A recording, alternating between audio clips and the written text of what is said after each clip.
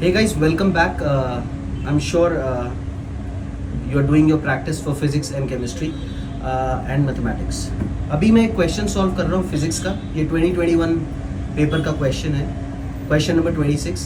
It is the combination of rotational motion जिसमें change in kinetic energy निकालनी है और एंगुलर मोमेंटम निकालना है. Very good question. Check the solution. अगर कोई भी डाउट होता है किसी भी चीज़ से रिलेशन में, feel free, drop the message and definitely I'll help you. तो इस क्वेश्चन के अंदर प्रोवाइडेड है mass which is 8 kg, radius provided है 10 सेंटीमीटर, ओमेगा है 5 radian per second, time 10 second है, टॉर्क भी प्रोवाइडेड है 0.01 न्यूटन पर मीटर. 2021 का क्वेश्चन है ये. क्वेश्चन नंबर 26 प्रोवाइडेड था एग्जामिनर को. इसमें हमें निकालना है चेंज इन मोमेंटम. तो चेंज इन मोमेंटम क्या है? डेल्टा एल हो जाएगा. इसका मतलब they are asking L2 minus L1. अब अगर मैं L निकालना चाहता हूँ तो जनरली L होता है आई ओमेगा, और ये इस क्वेश्चन के अंदर फ्लाइंग व्हील है. तो अगर मैं इनर्शिया की बात करूँ तो वो क्या हो जाएगा? mr²/2 हो जाएगा. तो सबसे पहले ना इनर्शिया ही निकाल लेता हूँ यहाँ पे साइड में. तो इनर्शिया के लिए क्या करता हूँ? मास इज 8, रेडियस क्या है? 10 सेंटीमीटर है.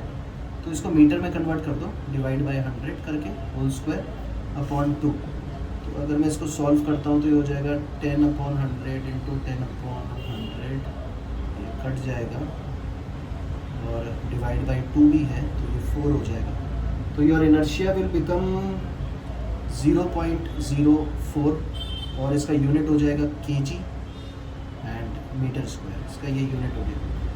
अब इसने बोला L2 माइनस L1 निकालो. तो जनरली इसका मतलब क्या है कि डेल्टा L पूछ रहा है, यानी कि ये पूछ रहा है आई ओमेगा 2 माइनस आई ओमेगा 1.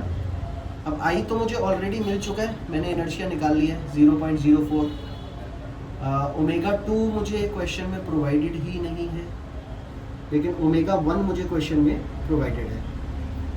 यस, क्योंकि ये मुझे ऑलरेडी प्रोवाइडेड है 5 रेडियन पर सेकेंड. तो पहले मेरे को क्या करना पड़ेगा? ओमेगा 2 का वैल्यू फाइंड आउट करना पड़ेगा. और अगर ओमेगा 2 का वैल्यू मुझे फाइंड आउट करना है तो इसका हो जाएगा ओमेगा 1 प्लस अल्फा टी. अब जाहिर सी बात है ओमेगा 2 निकालने के लिए ओमेगा 1 क्वेश्चन में प्रोवाइडेड है 5 रेडियन पर सेकेंड. तो यहाँ डाल देता हूँ. बात उठती है अल्फा कैसे निकालें.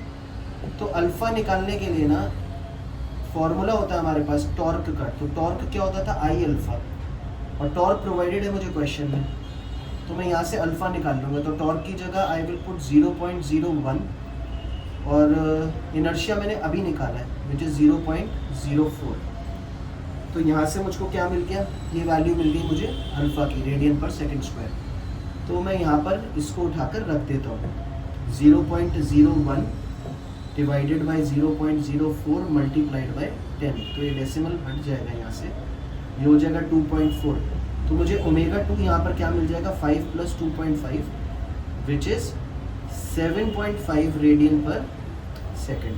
अब ये उठाकर बस मुझे क्या करना है? इस वाले में वैल्यू उठा के रख देनी है. तो इनर्शिया की जगह मैं फिर से क्या लिखूँगा?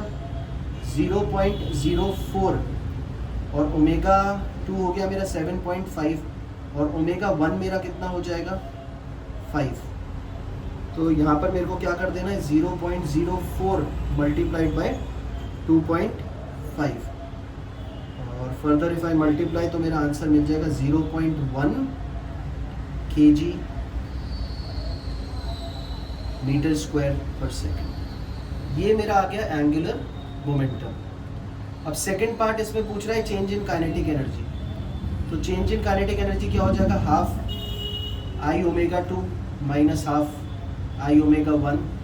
हाफ आई को कॉमन ले लेता हूँ, ये स्क्वायर होंगे, तो ये हो जाएगा omega 2 square minus omega 1 square, जिसको मैं कैसे लिख सकता हूँ? हाफ की जगह हाफ ही लिखा लेने दो.